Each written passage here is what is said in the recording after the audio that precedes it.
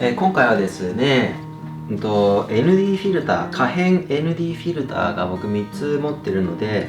ちょっとですね、その結構各社いろんな違いがあるので、それをね、お見せします。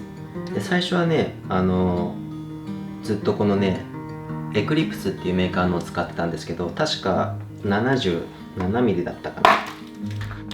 これがエクリプスの 77mm の可変 ND フィルターですね。で、77ずっとGH4 で使ってたんですけど、82mm のフィルター径が 82mm のレンズを買いまして、でその時に結構高いんですよね、可変 ND フィルターって。でシロップからなんか出てたのですごい安くこれね140ドルとかそんぐらいだった気がするんですけど、でしかも 82mm で大きいやつが出てて、でこれを買ったんですけど、でもこれがちょっといまいち使えなくって後で説明しますけど、でその後健康の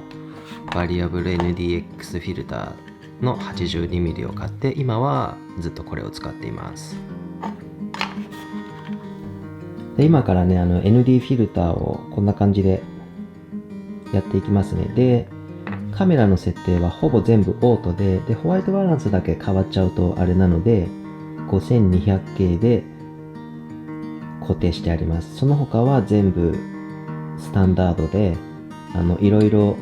カメラ側で自動的に調整する機能みたいなのは全部オフにしてあります。でこれがまずですね、シロップですね。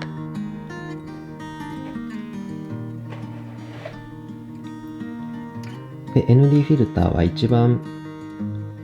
弱いところにしてあります。結構ね色は変わるんですよ。で次がエクリプス。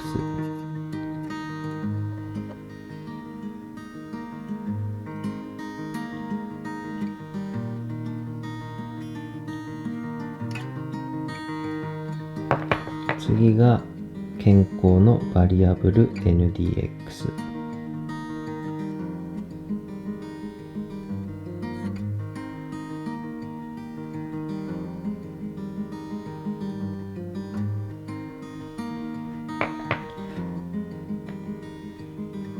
シロップ、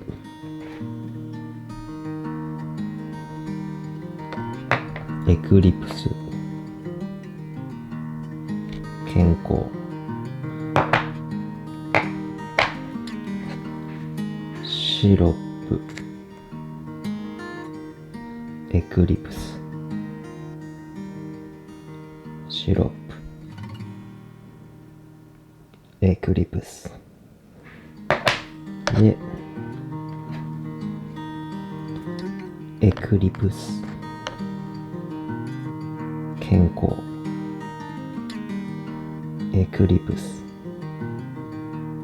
健康。こういう風にもできるか。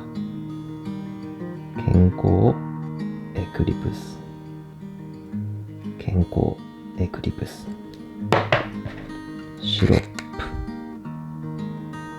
健康、シロップ、健康、シロップ、健康。こんな感じです。それでですね、僕がシロップが全然ダメだって思った理由の一つがですね、特にこういうちょっと逆光気味になってる時にこのシロップのを使うと、なんかねシャドウがねすごい持ち上がるんですよね。コントラストが落ちるというか、なんかインスタのフィルターかけましたみたいな感じになっちゃうんですよ。でこれが結構めんどくさくってですね、編集するのが。でこれがシロップなんですけど、こっちは健康です。ね、色が少しね変わるだけで、健康はねコントラストは変わらないと思います。でこっちはねちょっとこうもやっとねしてしまう、シロップの方は。でエクリプスはですね、健康に比べるとちょっとね緑がすごい強くてですね、こっち健康です。エクリプス、健健康エクリプス、エクリプスでもいいんですけど、という感じでね、結構違いがあるんですけど、僕は今のところ健康だけ使ってます。エクリプスでもいいんですけど、性能は